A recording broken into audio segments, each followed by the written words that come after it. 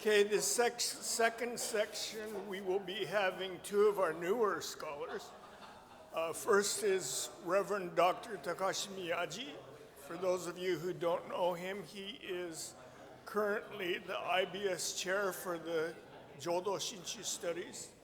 He's a graduate of UC Berkeley, Institute of Buddhist Studies, Ryukoku University. He has many names behind his regular name. But he will be speaking on one of the issues that were considered heretical by our sect of Buddhism. All right? And then after he speaks, we'll have Reverend Mutsumi Wondra. All right, so, yeah, Hi.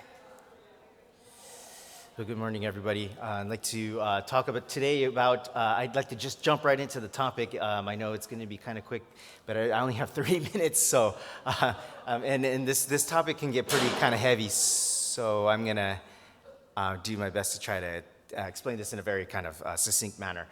So the issue is exploring the issue of one thought awareness, ichinen kakuchi. So this is in regards to the issue of shinjin, and so I like to talk a little bit about that. Okay, so one thought awareness, or ichinen kakuchi in Japanese, or ichinen kakufu is another way to say it, is a long-standing debate that spans back at least 200 years ago, and it kind of comes up time and time again in the history of the Honganji. It's a theory that in order for one to have shinjin, the individual should have a clear and distinct awareness of when it arose in one's heart and mind. If the individual does not have a clear and indisputable awareness of the exact time, down to the minute, right, of when shinjin occurred, that religious experience cannot be considered genuine, and the person is not said to have shinjin. So the Honganji orthodoxy, in contrast to this, as it stands now, is against this interpretation, taking the position that shinjin is not determined by one's past awareness of when it occurred, but rather of when, whether one currently and correctly understands and receives it now. Okay, so I'd like to look a little bit more into this issue and what it's actually talking about here. So I'd like to give a little bit of a contextual background here. In order to talk about this issue, it spans back since the time it's believed during the Sango Wakuran incident. And just a show of hands, how many of you have ever heard of the Sango Wakuran incident? Okay, there's a few. Okay, so it's a time when there's 3 major debates that occurred in the Honganji's history. This one is the last one, and it's the most it did the most damage in terms of almost creating a near schism within the Nishi Honganji. Okay, not Higashi Honganji, just the Nishi Honganji side. Okay, and so I'd like to talk a little bit more about what happened here, because the remnants of this is what kind of leads into the ichinen kakuchi. So if we understand kind of the history of this, then we kind of understand the rest of the rest. So it takes place, I know the writing here is small, but it's from 1764 to 1806. So roughly during the time that the Revolutionary War was taking place, over in Japan, in Kyoto, this issue was occurring. On the one side, we have the chief ecclesiastic in Shinshu theology, and this becomes known as Noke in the Japanese. But what's important to kind of note about the Noke is that at the beginning of the Honganji, when it becomes this kind of major institution, it puts one person in charge of the entire kind of doctrinal authority, and so he becomes the chief ecclesiastic of the entire Honganji. Okay, and this is headed by the bottom bubble here, a person by the name of Kozon. This is when this issue starts. Okay, he's like the 5th or 6th person, Noke, but this is when this starts. And then he passes away, and then the next person after him takes over, and his name is Chido. Chido takes over. And this becomes part of what we call the new interpretation school. New being that you have to express your shinjin in a certain way, and that wasn't discussed during Shinnan's time and up until that time. So it was considered the new interpretation school. On the other side is the opposing faction, and this is the old interpretation school, and this is headed by 2 individuals, Dai-e and Do-on, who basically say that this new interpretation of the Honganji that they're taking is blasphemous, basically. They said that's wrong. And so what is it that they were kind of debating about? So Kozon, the person on the left here, comes out with this book, and in that book, he says that of the three minds in the 18th vow, Shishin Shingyo Yokusho, or sincere mind, the mind of entrusting, and then the aspiration for birth. The third mind, the aspiration for birth, is the most important. And on top of that, the person has to aspire, quote unquote, and show that aspiration through the three modes of action, or what's called the sango. In other words, shin, your body, your bodily movements have to show that. Ku, your speech. In other words, you have to say the nembutsu in order to say that you're aspiring for birth in the Pure Land. And then I, your mind, your mental state has to be directed towards the Pure Land. And you have to show this, that you have, and when you show that, you have shinjin, okay, is what he says in this book that he writes. And then the old interpretation school, what they say is, that's incorrect. If you have to show it, that through your actions, then what that is saying is basically that's jiriki, that's self-power. You're placing a condition for birth on the Pure Land, a condition in which you have to show you are worthy of birth, or that you are doing the things that are accepted of you to become born in the Pure Land. But that's not what Shinran Shonin stated. Shinran Shonin stated that Amida Buddha's wisdom and compassion is for all beings. And when we awaken to that, things like your bodily action, your speech, and these things don't matter. They become a natural, spontaneous kind of working from yourself, as opposed to it being a condition for being born in the Pure Land. So there's these two different camps that kind of formulated, okay? And this debate drags on for 10 years. And it came to a point where they came to blows with each other, and it boiled out into the streets of Kyoto, and there was violence occurring, and so the Honganji couldn't control the situation anymore. And so what they did was they appealed to the Bakufu shogunate to kind of be the intermediary to step in and kind of mediate the situation. And so what they did was they held kind of these trials, basically these hearings, and they invited individuals from both camps to these trials, and then they carried out a pretty extensive and thorough study of this debate. And then what they landed on in the end was to side with the old interpretation school, saying that this is closer in line with what Shinran Shonin has stated, or what we understand that Shinran Shonin has stated. So it's basically an audit that they run, and then they say that the old interpretation kind of wins out. But what happens as a result of this is that the chief ecclesiastic in Shinshu theology, or the Noke, becomes abolished. Because they said, well, okay, the one person being in charge of the entire doctrinal affairs and matters is probably not a good way to go. Let's have a group of individuals that come to make a decision if anything like this happens again in the future. And so that becomes what we presently know as the Kangaku system, and that continues to this day. Okay, so that's that. But if you notice on the left-hand side here, there's an arrow that points downwards. So from this school of thought, of this new interpretation school, remnants of their understanding still remained. And that becomes if you look at the right top here, the Sango Kimyosetsu, as I was mentioning up until this point, one must exhibit signs of devotion through one's actions, body, speech, and mind. I have in bold-faced here the mind, okay? And so this mind, mental action, eventually becomes this seed that is planted for this new interpretation of the one thought awarenesses, which is what we're trying to talk about today.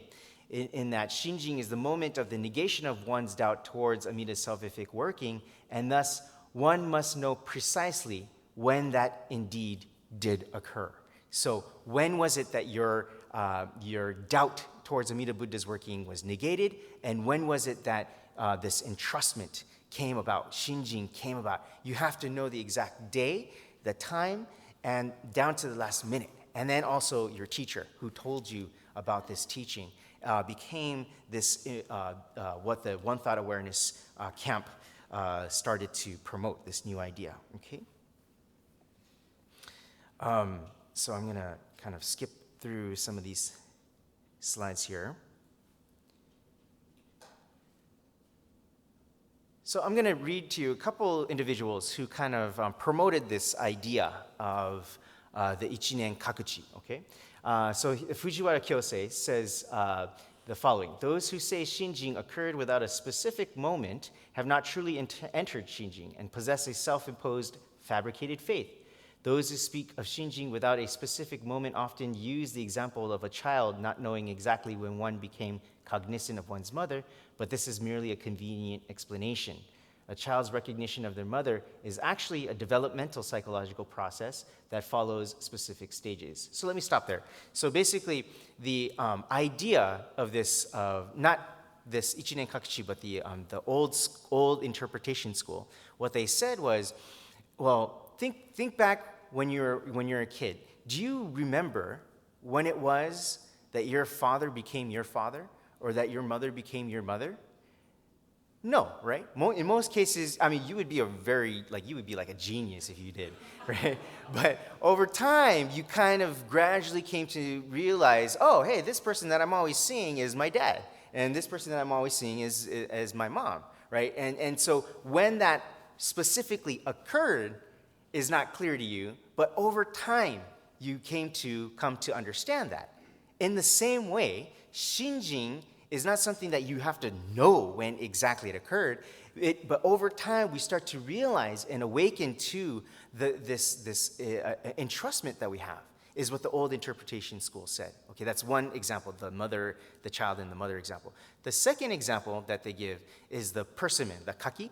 Okay, so there's two kinds of kaki, but the one that's like shaped like this, the oval one, not the flat one, right? The oval one, that one, if you taste it, it's very bitter, right? And it leaves this like weird film in your mouth, right?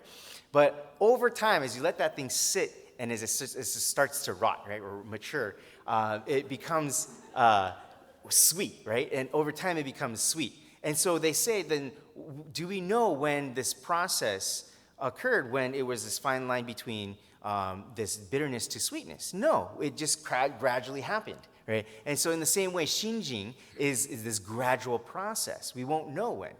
But this Ichinen Kakuchi and Fujiwara Kyosei says that's incorrect. People give that kaki example, is what he says. People give that kaki example, but there's still a defining line in which it's switched over from bitterness to sweetness. There's still a defining line in which you recognize that became your parent, right? So in the same way, Shinjin has to be clear to you when it occurred, right? Because it is when your doubt has been negated. It is when you have realized you're embraced in this world of absolute truth. So why would you not remember this moment, is what he's arguing, okay? And so that's the point there. That's the second point here. Okay, yeah, this the persimmon, okay? I'm gonna skip over Sasaki Tetsujo-san for the. I do have the slides, so I'll send them out to you if you would like them too as well. But the third person, Yamamoto Sensei, says the following. Okay, so I'll just read this. The founder said, I, Gutoku Shinran, disciple of Shakyamuni, discarded sundry practices and took refuge in the primal vow in 1201. And Renyo Shonin once repeatedly spoke of the moment of reliance. For that reason, the moment of abandoning self-power and taking refuge in other power must necessarily exist. And as long as that exists, that moment should be recognized. Based on this settled mind, one must teach about this as well as the first experience for oneself. A settled mind that cannot identify when one's path changed from this hellbound to being destined for birth in the Pure Land is not true and real. Basically, he's saying it's not authentic unless you know when it has occurred. And he, along with most people in this camp or this school of thought, will cite this, which comes up in the Kyogyo Shinsho, the top quote here. I, Gutoku Shinran, disciple of Shakyamuni, discarded sundry practices and took refuge in the primal vow in 1201. And it's right there in the Kyogyo Shinsho. So we have to, as well, have to know the exact date when this occurred. Okay? So that's the understanding there.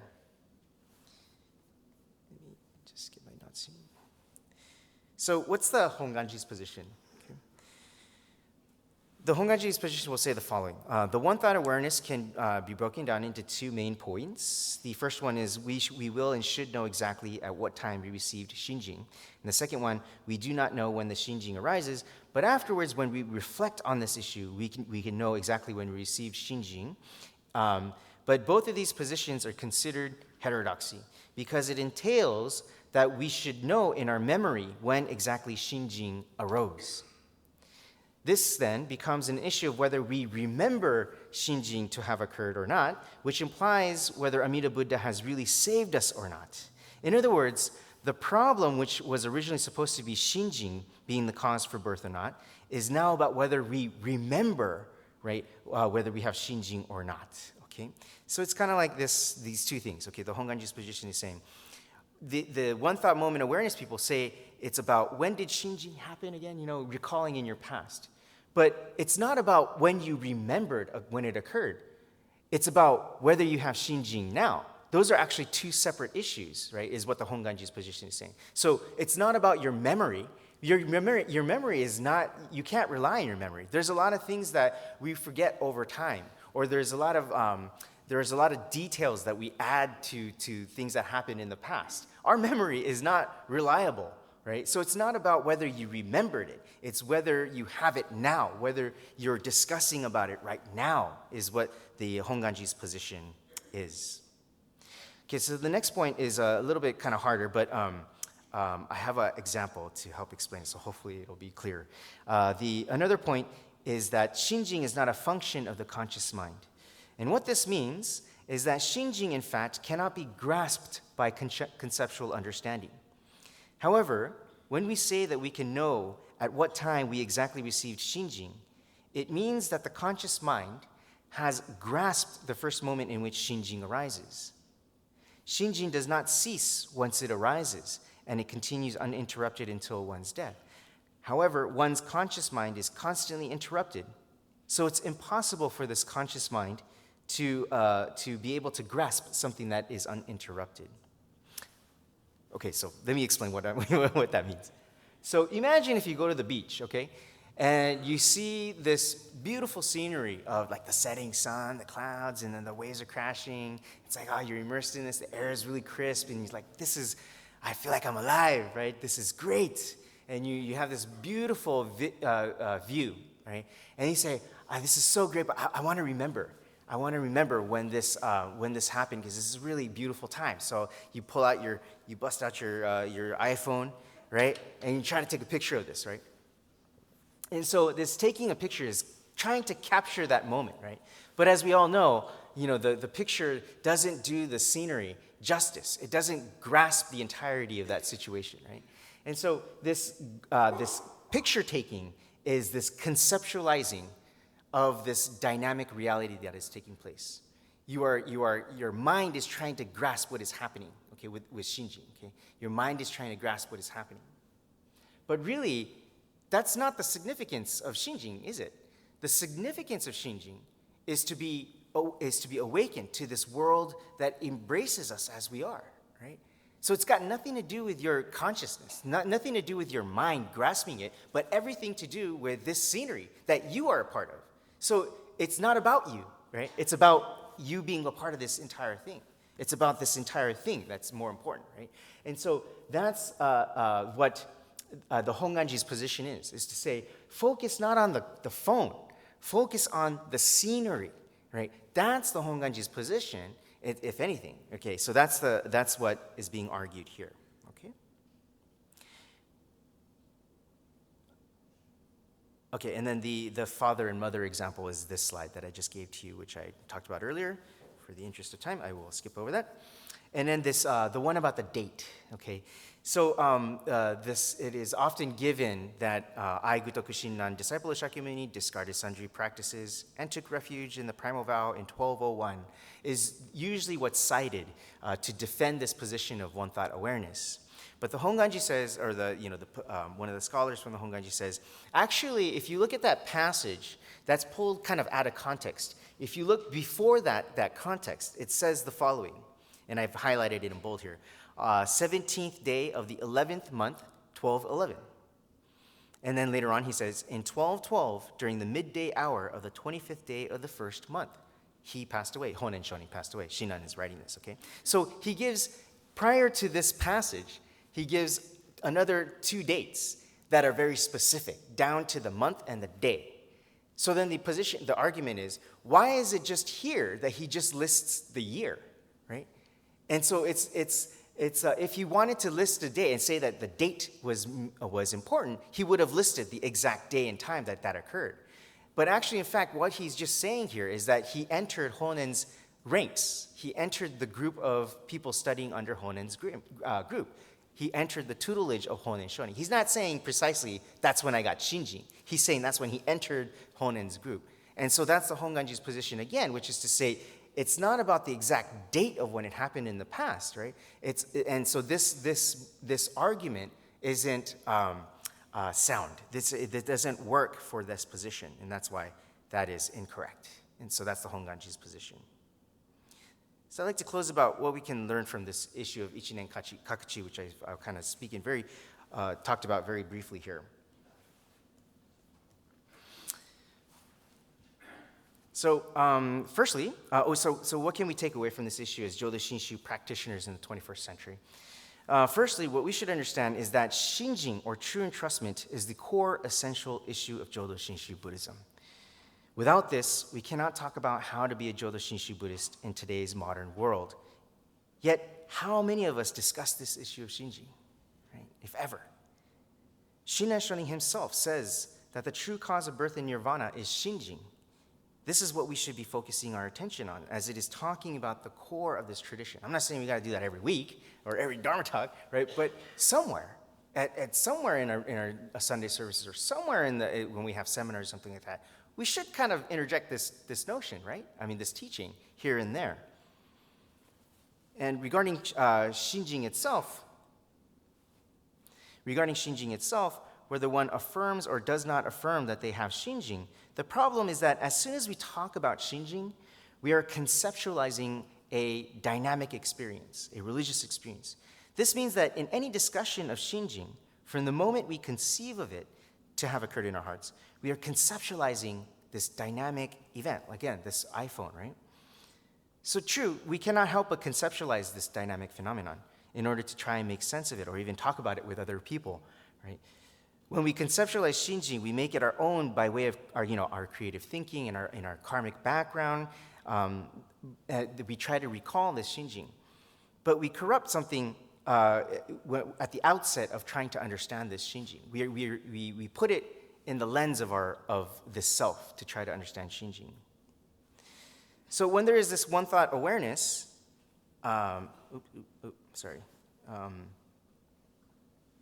when there is a one thought awareness of Shinjin, where we come to affirm the time, hour, and minute of Shinjin, we are talking about it within the parameters of human conceptual thinking, right? We're talking about it in terms of our brains and trying to remember and recall it as best as we can. But that's not the true significance of Shinjin, right? As we've just pointed out. Can we ever talk about Shinjin in its entirety? No, right?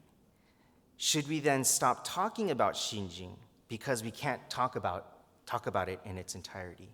Also, no, right? We have to come to accept that there's always going to be a major part of this dynamic phenomenon that we won't be able to discuss or fully comprehend. However, we should not misconstrue that to mean that we are somehow barred and excluded from being immersed in Amida Buddha's great compassion. And that's the beauty of being a Jodo Shinshu Buddhist, I believe, right? We are embraced even though we don't understand that fully, right? Therefore, we should we should attempt to talk about Shinjin. We should try and understand it with the presupposition that we will never fully understand it, right? I find myself frequently being drawn to this quote that Daniel Shonin states. He says the following: "If you think you have understood the Dharma well, you have not understood it at all.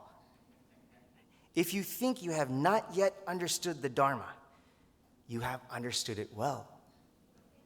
If you are appreciative of Amida's salvation, you have attained a good understanding of the Dharma. Do not think you have attained some understanding of it, is basically what he says. So, therefore, it's perfectly permissible to say, I have Shinjin because I've got it at this time, right?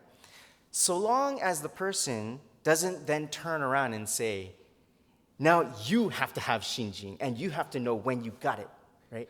That's when it becomes incorrect, right? Some individuals will have a firm conviction of when Shinjin occurred, but for some others, they might not, right? And it's okay, right? Some people will swear by, I have Shinjin, this is when it happened. But other people will be like, I don't know if I have it or not, or when it occurred. But it's important to continue to want to listen, right? To want to pursue the Buddha Dharma, right? Right. What is important is that all individuals are now questioning what a true and authentic Shinjin is, whether one has come to truly take refuge in Amida Buddha's great working here and now, right? And then finally, I'd like to close with this last point. The ramification of this issue is that faith in its extremity can potentially become dangerous. When we weaponize the issue of faith, we fall into the trap that so many so-called pious, religious zealots in the world end up committing, and that is self-righteousness and the exclusion and sometimes extermination of certain groups of people. Amida Buddha's universal vow has no room for this kind of calculation and egotistic endeavors. And that's what I want to point out. Shinjin, as it is stated in the vow 33 of the Larger Sutra, we become soft and gentle, right? And that's what the significance of Shinjin is, apart from this faith that we hold on to. And that's one of the biggest things that we can also take away from this issue of Ichinen Kakuchi. So thank you very much for your time.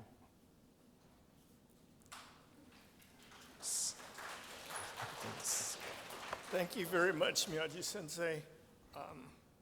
Tell he's a professor now, not just a minister.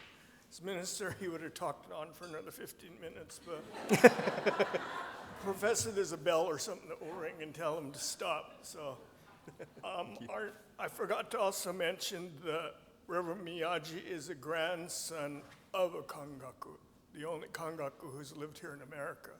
So hopefully that tradition will carry on somehow. Maybe we'll have an American-born kangaku someday.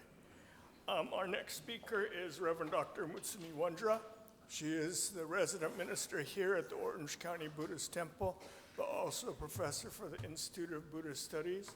Her educational background is she graduated from Kyoto Women's College and then attended IBS, received her degrees there, then went to Ryukoku to get her PhD. Right, so you're very fortunate to have her here in Orange County to teach many of your classes. Right. So, Wondra-sensei, whenever you're ready.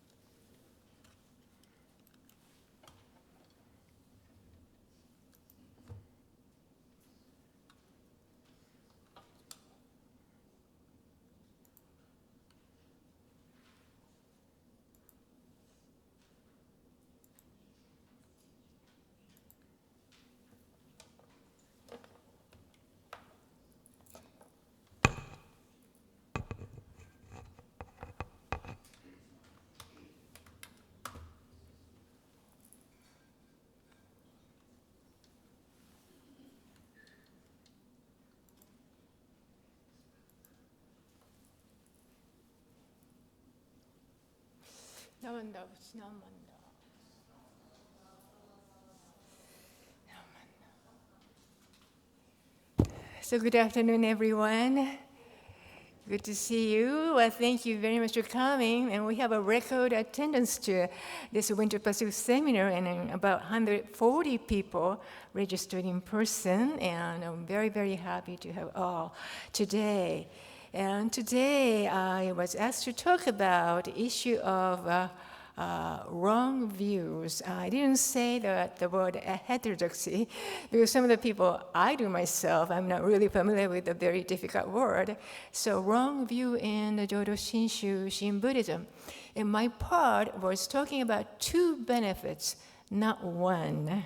Okay, so the other day I was looking at a newsletter, Idaho, Oregon Buddhist Temple, Reverend Hirono's temple. He wrote a wonderful letter, and he said, the director of BCS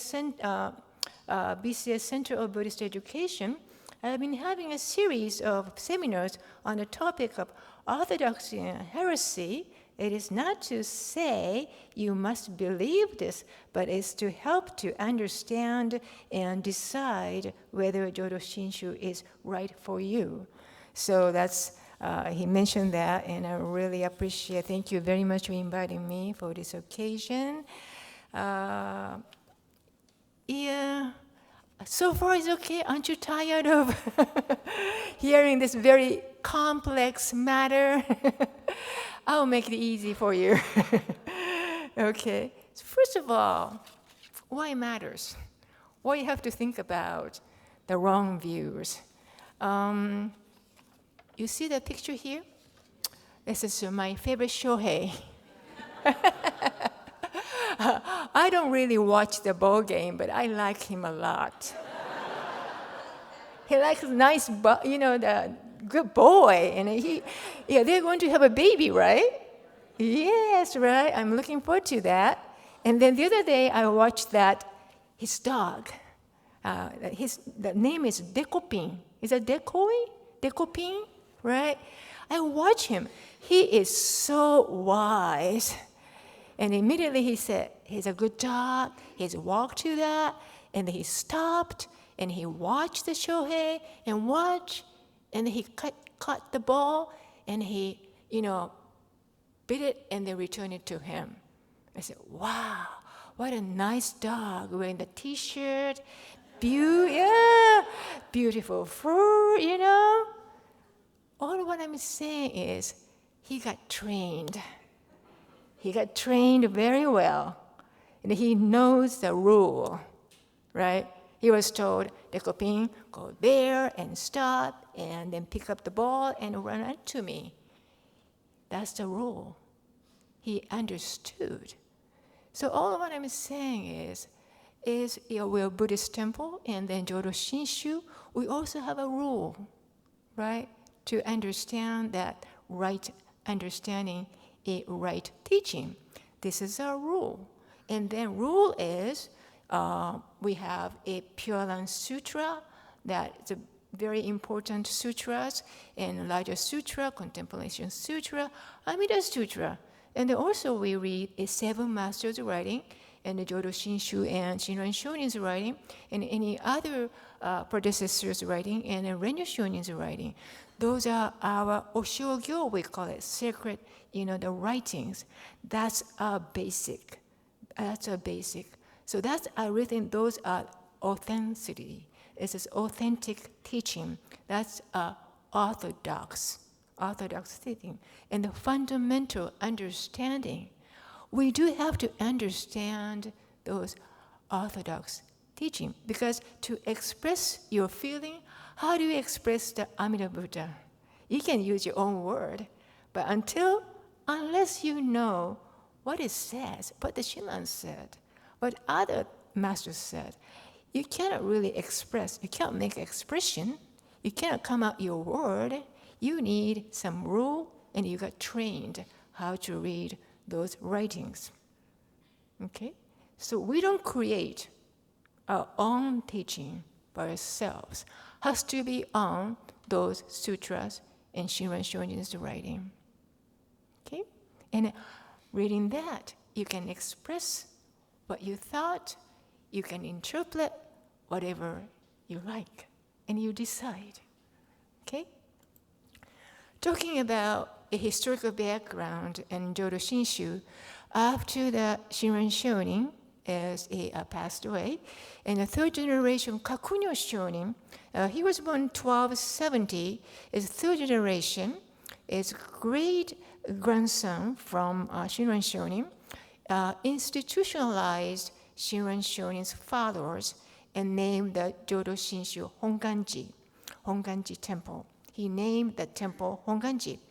With the effort of 8th generation Renyo Shonin, Amina's non-conditional spiritual liberation was widely spread among people during the 15th century. And Honganji became one of the Buddhist school and retained the largest member in Japan, right? In North America also, we have a lot of temples. They're all Shin Buddhist temple. All the Issei people and Issei people made it with their own money. That's why we are here, to be able to listen to the Buddha Dharma. Their legacy, we really appreciate it. Without it, there is no Jodo Shinshu in this country, the United States. Talking about a wrong view, well, what kind of book was written? Wrong view is number one, is a Tannisho. You know, Tannisho was written by Shinran Shonin's disciple, Yuyen. English title is Record in Lament of Divergences. So after Shinran Shonin passed away, he had a lot of disciples in Kanto, Tokyo area. He said, I never had a disciple, but that's not true. There's a lot of followers. And then among the followers, after Shinran Shonin passed away, there's a lot of understanding, or maybe that misunderstanding, or is it right? You know, what should we do, right? So those are the things Yuyen wrote it. Those kind of topic is discussing about it. But by the way, this is what I heard from my master Shinran Shonin. And then he is just lamenting all the kind of not right understanding is getting popular in that area. So this is Tannisho is all about. And then also Kudensho, a record of oral tradition, is written by Kakunyo. It's third generation, 1331. This is sort of, the Kakunyo is a third generation. He tried to institutionalize a Shinshu follower. Shinshu means the Jodo Shinshu followers, and try to work on within, try to organize followers and institutionalize the Honganji. So he really, really wants to say, I am the right successor from Honen and Shinran and me as the third generation. So he did it. Basically, he wrote about he wrote about the teaching he received from Nyoshin, is a second generation, but ultimately from the Shinran Shonin, because Kakunyo never met Shinran. When Kakunyo was born, Shinran already passed away. That's why he went back to second Nyoshin, and then he received a direct teaching. In Buddhism, receiving direct teaching is very, very important. From face to face is possible. So that's what Kakunyo wants to do it. He received a Shinran Shonin's teaching through Nyoshin, the second generation. This is what the record of oral tradition. And then also he wrote about Gaijasho. Gaijasho is notes of rectifying heresy. At that time, there are 10 different Jodo Shinshu schools.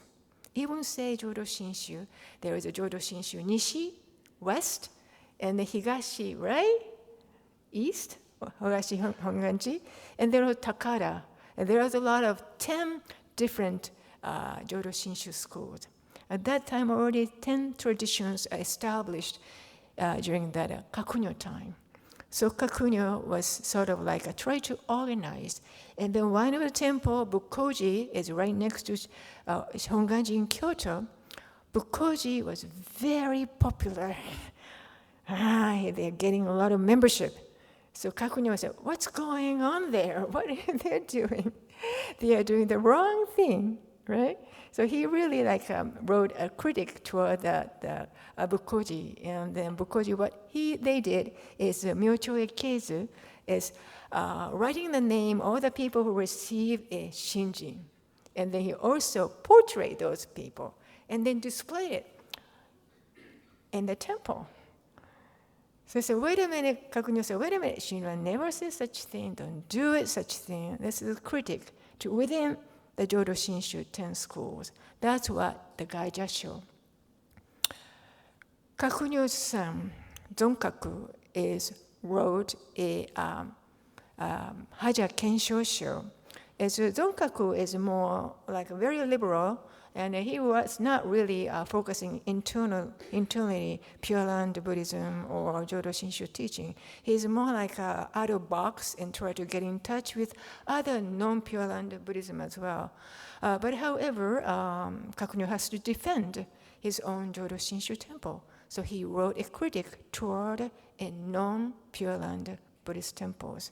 Those are the major books focusing that wrong views. So like maybe Koha Sensei and then Miyaji Sensei talked about Sango Wakuran.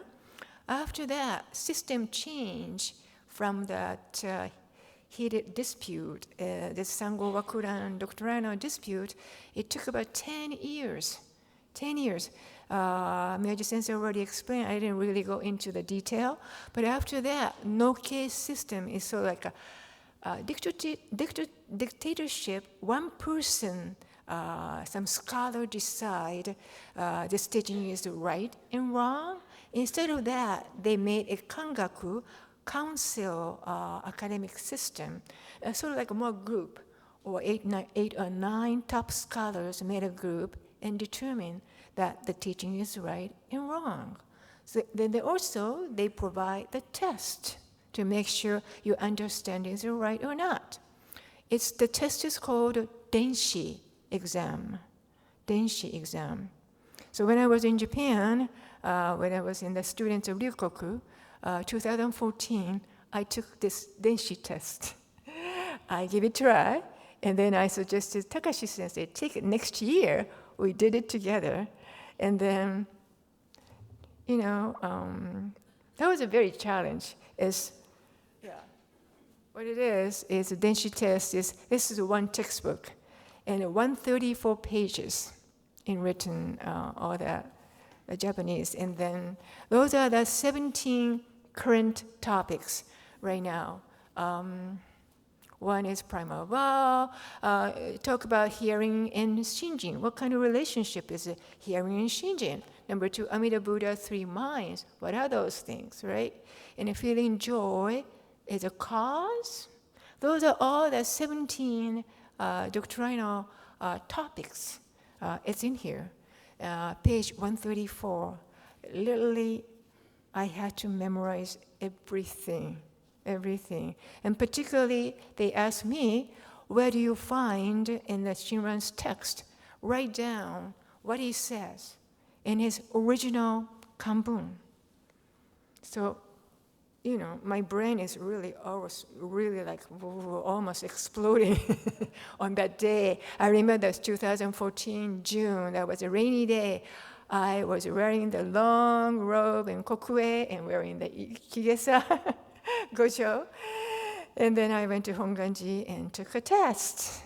That was a quite interesting challenge to me. And they gave me the one pencil and one eraser. That's it. And you sit down on the floor, 20 or 30 people waiting for the question. There is no electric light. There's a lantern, right? And then one kangaku carried one box, and lacquer box. There's a question inside. He opened it. He said, okay, the question is this. We're all waiting. All right. So my term is 2014. That was the first time the current Gobonshu-sama, Sokunyo-sama's time. So, actually, is Gomonshu picked the question out of 17 doctrinal topics. So before that, his father's time, we all have it, okay, 2013, this is a question, 13, okay, they ask. Another thing is maybe 15. So it's not going to be the same question this year. But my time is 2014. It's the first time that Sokunyo sama, Gomonshu-sama, picked the question. So you can see, could be anything. Could be anything, right? So to me, it's, oh my, I don't know what to do, but I try to remember it. And then my question was 14, Nembutsu in gratitude. I said, oh, wait a minute, where was it? Try to photographic memory. Okay, number 14. I started writing. You have to write up the paper within 30 minutes. 30 minutes. And after that, there's some interview. Kangaku invited me and interviewed me. You know what? I thought I was lucky to take that test. Because you see, now 14 doctrinal discourse and topics, to me, is more like a sphere, not like a vertical understanding. Okay, number one, number two, they're all mutually related. So if you understand the 14 and 17 doctrinal the topics, you would understand the entire Jodo Shinshu teaching. So I was very lucky to take the test, and so the saying that, I better get into my area. I have only 10 minutes. My topic is 2 benefits, not 1. Okay, there's 2 benefits, not 1. This is one of that old doctrinal questions, but I want to ask you, all people, be honest with me. Do you think you will get enlightened? You have Satori already? No? That's okay. You can tell me if you are. You got enlightened? Are you Buddha? No? You sure? No one? You sure? I'm asking you. Do you think this place is Pure Land? Yes? No? You can be honest with me. So, right? Okay, thank you. I just asked. So we received 2 benefits from Amida Buddha. Amida Buddha's soteriology. Number 1 is we enter the stage of truly settled during this time. During this time is while we are living. So truly settled, what is that? You are settled, mind is settled. That means you receive interesting mind, Shinjin, and then you live everyday life by saying Namo Amida Butsu in gratitude. That's the wonderful benefit you receive. You go to the temple, you come to the OCBC, you go to Idaho Orion Temple, you go to Alameda Temple, you go to Gardena, LA Betsuin, Nishi, you name it, San Fernando Valley, San Diego Vista. You meet your Nembutsu people, right? Aren't you happy to meet them? We share the Dharma together in this life. This is it. This is we enter the stage of truly settled during we are living in this life. That's number 1, right here in this world.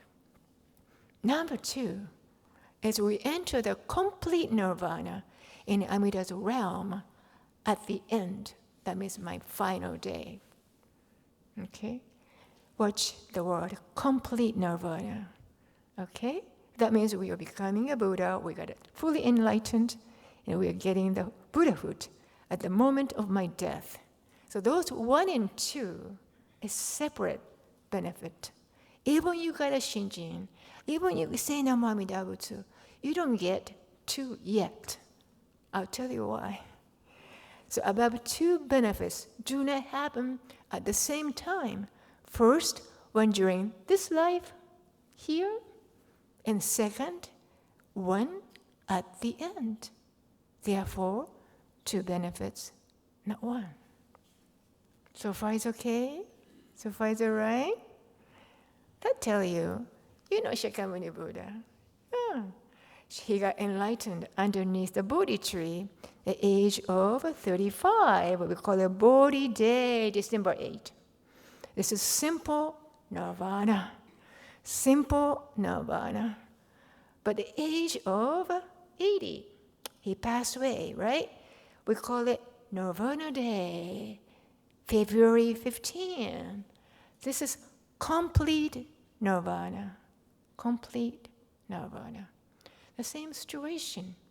We get into that the first benefit in this life while we are living, just like a Shakyamuni received enlightened, right? Satori, in this life. And then at the moment we leave, and then also at the moment Shakyamuni left, he entered to complete nirvana. Same theory. Same one. So this is kind of, Shinran Shonin said, there are the two directing virtues the Amida Buddha gave us, the Kyoyo Shinsho says. One is also going, that means while we are living in this world, and then join the truly settled in the path toward attaining Buddhahood. That's what we are doing this from the birth to my end.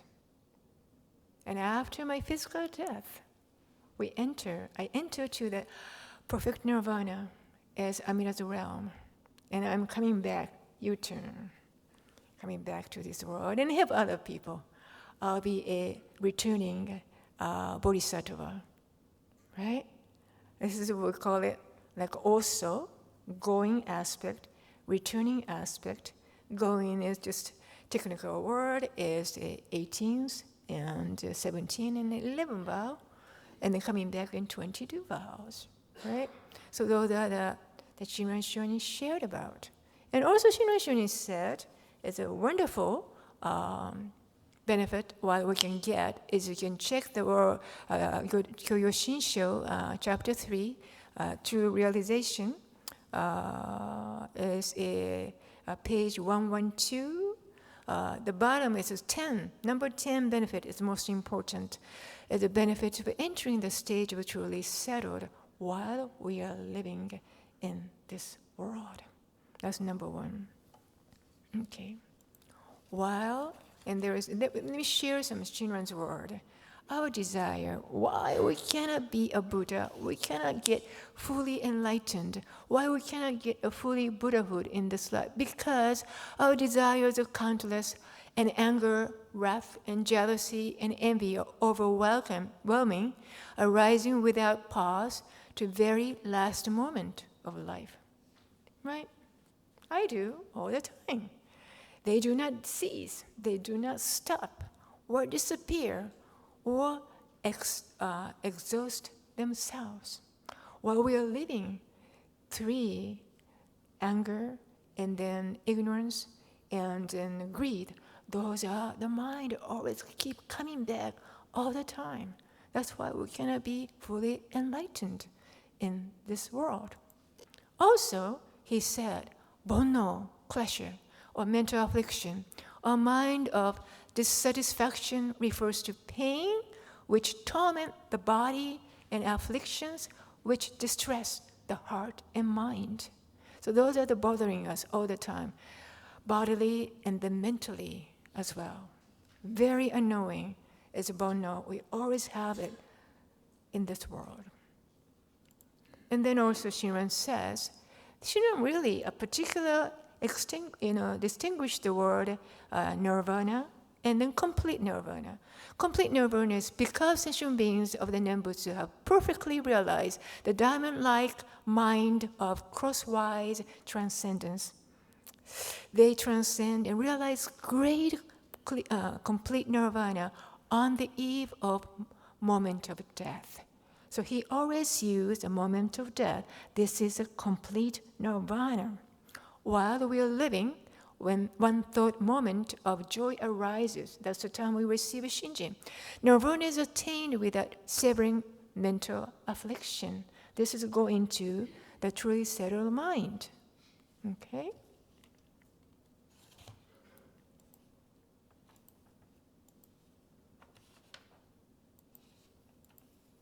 then also a few more, Shinran's word. He says, what is true man, a true Buddha and true land? Reverently contemplating the true Buddha and true land, I find that Buddha is a Tathagata of inconceivable light, and that is a land also is a land of immeasurable light. Because they have arisen through that fulfillment of vows of great compassion, they are called true fulfilled Buddha and land. They are reverent vows that are made vows of light, 12 vows, and then also life, the 13th vow. So he is really saying, what is a true Buddha? What is a true land? Well, the true land is inconceivable light. It's sort of like true land, it's suchness, shunyata. Right? We can't really describe without words. And Shinran's words are lamenting. The monks and laity of this latter age of religious teachers of these times are floundering the concept of self-nature and mind only, and they disparage the true realization and enlightenment in the Pure Land way, or lost in the self-power, attitude of meditative and non-meditative practice, they are ignorant of true Shinjin, which is diamond-like.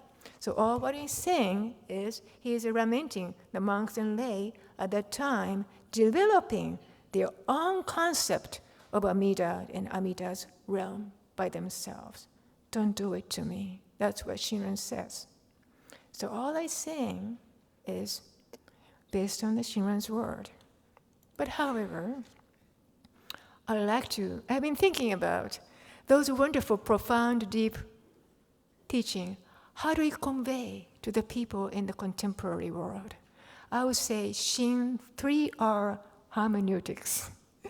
I came up revival, renewal, reform. Right? Revival, sort of, we did it, restore, study and understand the Orthodox teaching, which is a fundamental teaching. And it happens 850 years ago. So really, how do we take that authentic teaching to this contemporary world? This is a renewal. We have to re-engage the Shinran's teaching in American context. And how do we express this thing? How do we interpret Amida? How do we interpret Pure Land? How do we interpret Shinjin, reflecting the contemporary society to resonate Shinran's very deep teaching to every one of you in everyday life. And then we can put that thing is kind of reform, a restructure, and what do we emphasize? What resonates to people in this world? I think those are the things, those efforts are absolutely necessary to carry the profound and Shinran's teaching to next generations. We have to work on it. I really think so. And Buddhism is always emerging, adaptable, and living in our life. So always truth is coming from the Buddha Dharma to us. We don't look for what we wish to know. We are not looking for, and we don't have to look for what we need in the sutra and Shinran's teaching. It always comes to the true word, comes from the Buddha Dharma and Shinran's teaching toward to people living in this contemporary world. Thank you very much. Enjoy me, Gasho, please. Namo Amida Butsu. Namanda Butsu. Namanda.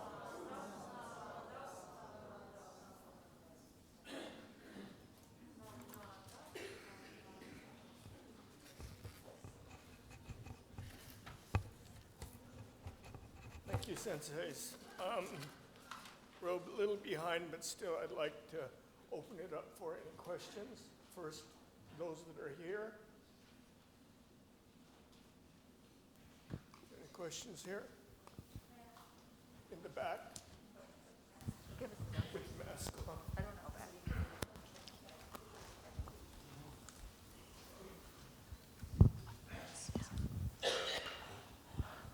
Hello.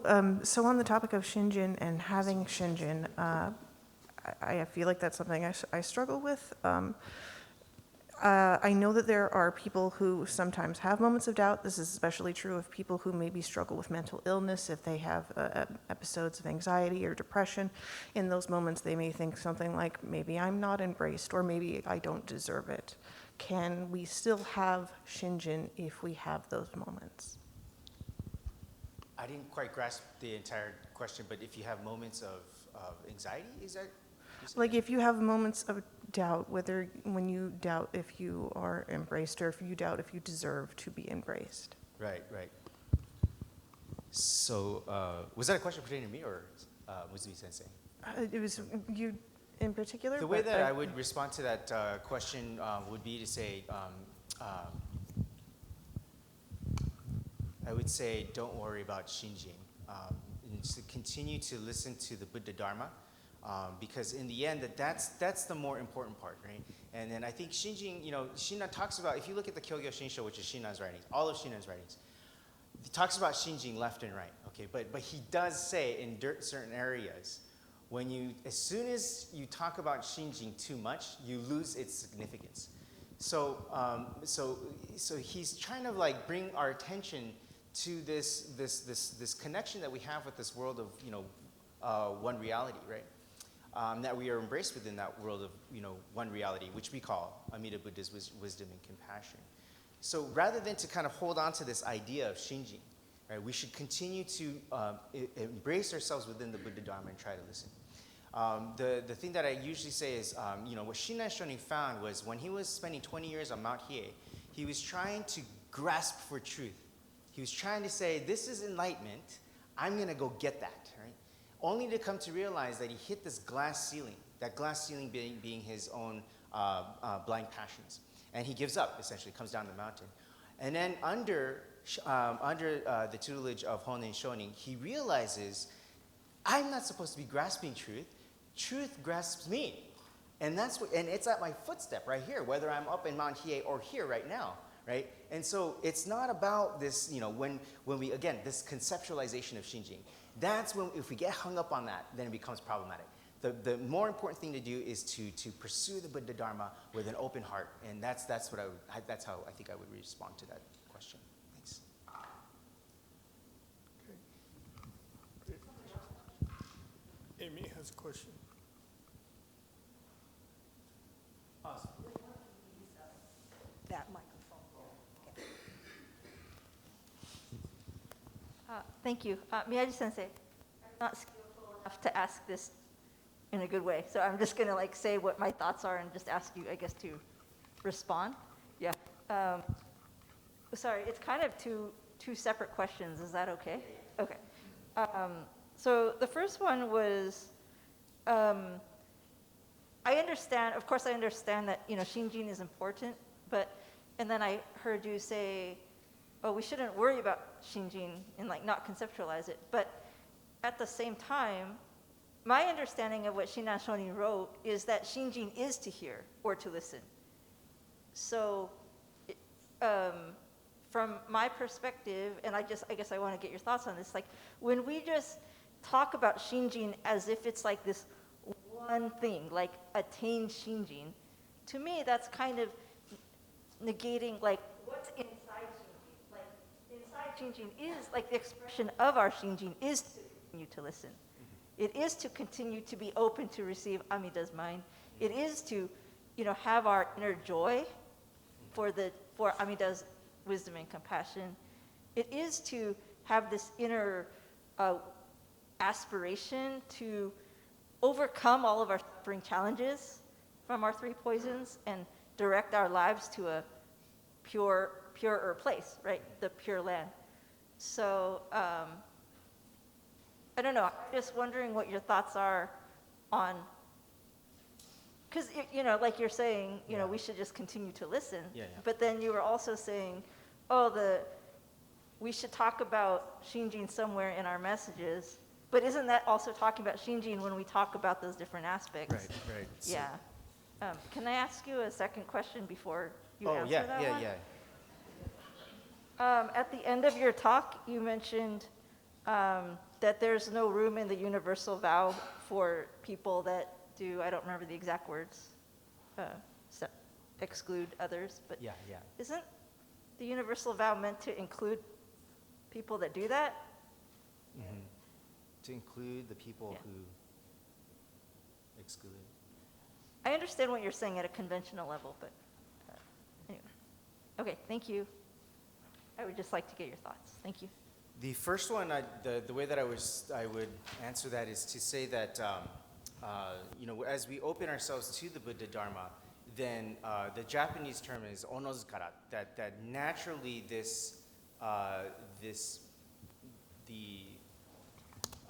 expression of our appreciation of the Buddha Dharma, our gratitude, comes out of us, right?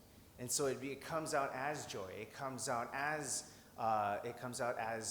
shame, regret. Okay, that's an important aspect that I'll save that for later, but that's one of them. And then it also comes out as this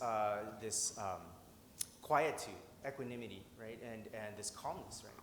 And I didn't mean to throw out the word shame there as a buzzword to get you but I meant it in a good way to say that it's not this a never-ending self-deprecation of the self, but to realize that there's, I guess another way to put it is this humility that comes out in recognizing the limitations of the self, in recognizing the blind passions that we have. And so I think maybe, that's the way that I would say that, and so that we should, continue to talk about Shinjin we should talk about it with the premise that our understanding of it is never going to be 100%. And that's the way that's, I think, something that we have to kind of remember. Yeah, yeah. And so the same thing is for ethics, social engagement, social justice, which is one of those buzzwords that's out there right now, which I have concerns with that word. But it's also the same. It isn't to say that we shouldn't engage in social issues. It isn't to say that we shouldn't talk about what's going on in the world outside, right? But it's also to say that when we do that, there's a pitfall where we point the finger and say, they are the people that are causing my suffering. We need to attack them. We need to say they're against us, right? And so when we forget about our own fallibility, that's where the problems arise and more suffering occurs. And Jodo Shinshu is very keen on calling that into question, this self into question. And that's it's the same issue, the same parallels that I see between those two issues. The second one, I would say, isn't that the exclusion of others?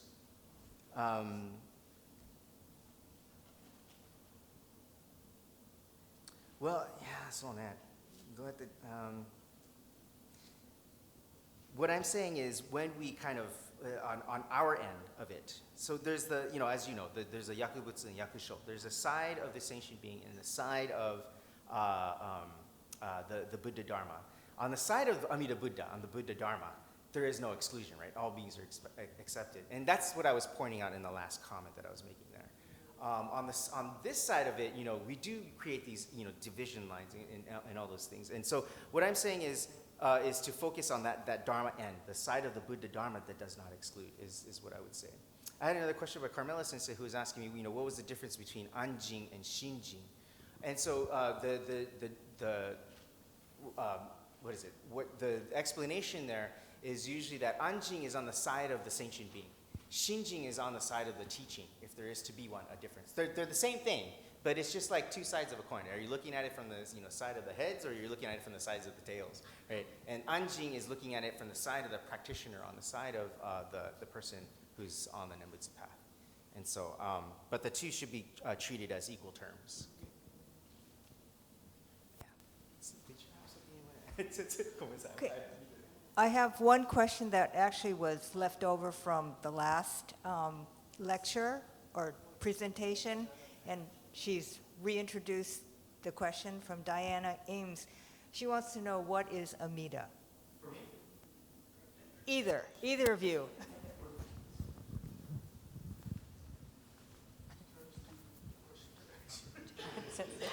That's sort of you could spend a whole How would I seminar answer on that question? question, and it wasn't really addressed in today's series of lectures, but I don't know if you want to. What is Amida then? Yeah, okay, so there's so many different ways to approach this. So the way that I would say is that Amida is, the world of absolute suchness, right? That makes itself known to us through different kind of through different ways. The most one that we are familiar with is Namo Amida Butsu. Another way that's expressed is through light, right? Another way that's expressed is through life. Another way that's expressed is through Amida Buddha, a person with anthropomorphic features. Another way that's expressed is through Pure Land, a place where there's no suffering, and there's all these adornments that of the Pure Land, where the birds are chirping the Dharma, right? Singing the Buddha Dharma and teaching the Buddha Dharma, right? A place where we can all meet with our loved ones who have gone before us, right? It's expressed in these different ways, but it's basically the core of it is this principle of wisdom and compassion. Or maybe I should say the principle of wisdom expressed as compassion is Amida Buddha, and that's the way that I would understand it. I could go into more detail about concrete details of explaining how that is, to make it easier. But I think I would kind of give a more succinct answer and just kind of hit it with that. Thank you. But there is one thing I did want to talk about, which is a separate issue, which is why which I wanted to hit was why are we talking about orthodoxy and heterodoxy? Okay. The point is not to say, you don't understand, you suck, get out, right? The point is to say, we got the understanding, you guys, you don't, right? And so you're either with us or against us, is not what we're trying to say, okay? But we are trying to say that, the Honganji has a long history, almost 800 years. We have gone through so many growing pains. We've expanded, we've almost lost it, and we've gone through all the world wars, how many wars, countless famines, countless pandemics, right? And the Honganji still stands today, right? That means something. It means that the Honganji, the ecclesiastics, or the council of scholars that Mutsumi Sensei was referring to, right? And the countless number of people who are teachers of the Buddha Dharma and wanted to share this teaching have gotten together and made a consensus and said, this is our standard way of understanding this teaching, right? And people are going to take it and walk away, or people are going to take it and disagree with it, and that's fine. But this is who we are. This is our identity, and this is this is our basic teaching, right? And then we take that and then say, okay, with this understanding, what is my own individual understanding, right? How do I appreciate this teaching, right? But if we don't have that standard, right, then it becomes a free-for-all. One of the things that I've noticed about American Buddhism is that a lot of people are picking and choosing what they want to hear because they think, oh, that's matching my views, my political views. That's matching how I want society to be, right?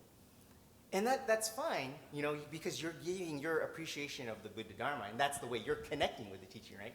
But it's also not to say, then it doesn't mean that you can just cut out and gut the rest, right? Amida sounds like a god, so forget about that. I'm talking about here and now. How can I do the Four Noble Truths in my life now? Well, that's fine, right? But the thing is that the Gohonzon is Amida Buddha. It means something to be a part of this community. What does that mean? And so today's effort has been a way to kind of recalibrate that, right? And to say, this is who we are, and this is our understanding, right? And there's going to be different people who have, so today's, my topic of one thought awareness was not to say if you have those thoughts that you're wrong somehow, but it shed light on the issue of Shinjin, right? And it gave us a deeper understanding of what Shinjin is. And that's what this whole endeavor was in terms of talking about this and why the CBE wanted to address this issue of orthodoxy and heterodoxy, right? And that endeavor. And so the last point I want to make, sorry, I'm so sorry to take over this whole thing. The point I wanted to make was that we can't know where we're going to go if we don't know where we've come from, right? We have to know our history. And that's what I'm really keen on of emphasizing in today, because there's this sentiment of, well, Japan is Japan and we should just do our own thing, right? They don't understand. But the thing is, if you look at the Anjin Nondai and the Ianjin, a lot of those questions that have come up are the questions that are coming up right now, right? And so it does us good to go back and remember where we're coming from, our history, to know then how we can move forward, to know what our identity as a Nembutsu community is, and to move forward together in this 21st century. That's the point of this Anjin Nondai issue. Yeah, Thomas. Yeah.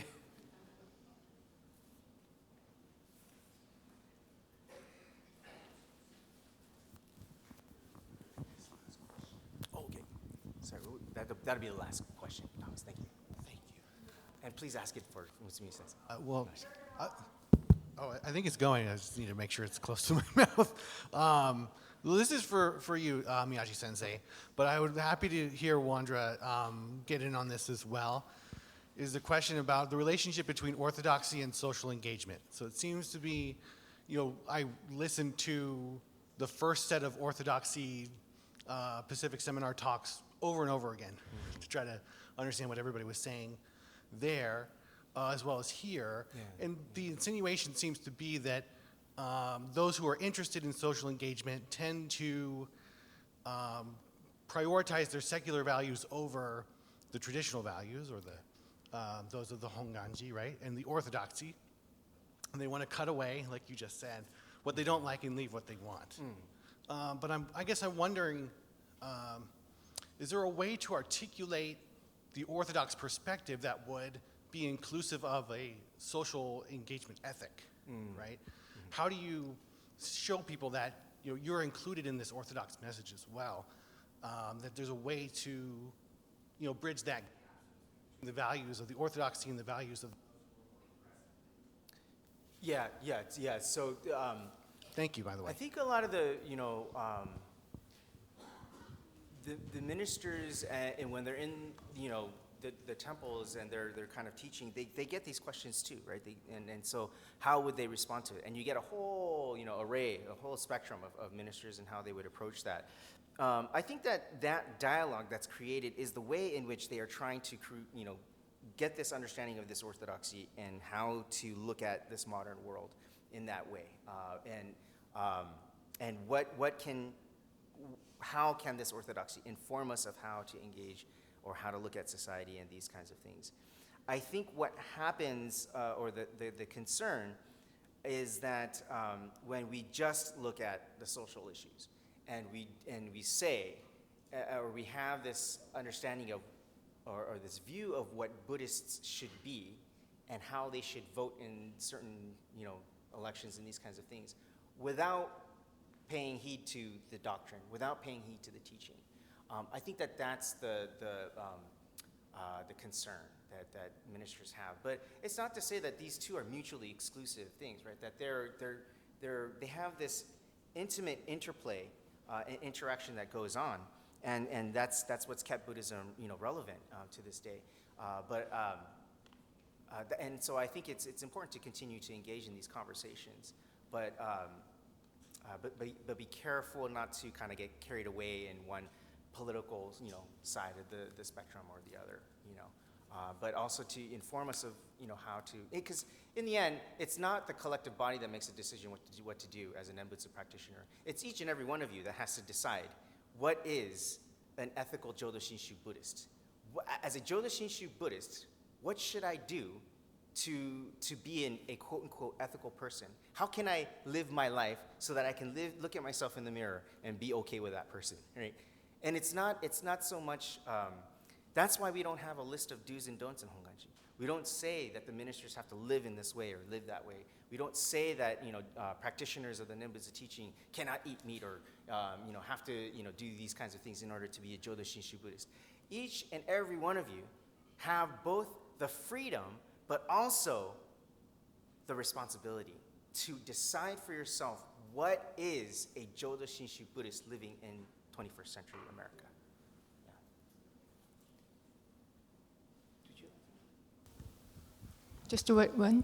Yeah, this is that's a very interesting question in Orthodox and then ethical and engagement Buddhism. And what happened is I have a very interesting story.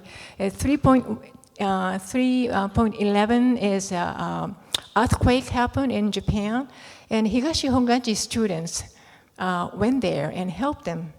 And then Higashi teacher was wondering, is this against our teaching? Because we are doing that self-power, helping other people. I said, how do you think? As we have to really divide that secular incident and then also religious world. To me, as my teacher, Fukagawa Sensei, told me, as a Buddhist, as a human, if you see someone in trouble, you go and help them. That's what we should do, ethically, right? But don't ever think, because you did this thing, good deed, they will help me to take me to the Buddha land. Don't ever think that way. You are not really accumulating all the merit for your enlightenment, or your satori, or any kind of shinjin. It's nothing to do with it. But just do, as a human, whatever you think right. That's ethic. That's the way. We always have a Jodo Shinshu, the living principle. We do our best. And then Golden Ten as well. We try to be a good person. It's very important to do and to say that. But we are not perfect. That's the bottom line we really have to keep in mind, I think. Thank you.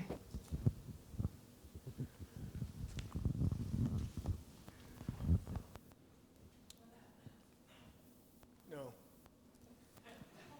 It's my wife, so I can say no. She can ask afterwards. But it's time to conclude. We're waiting for us at lunch.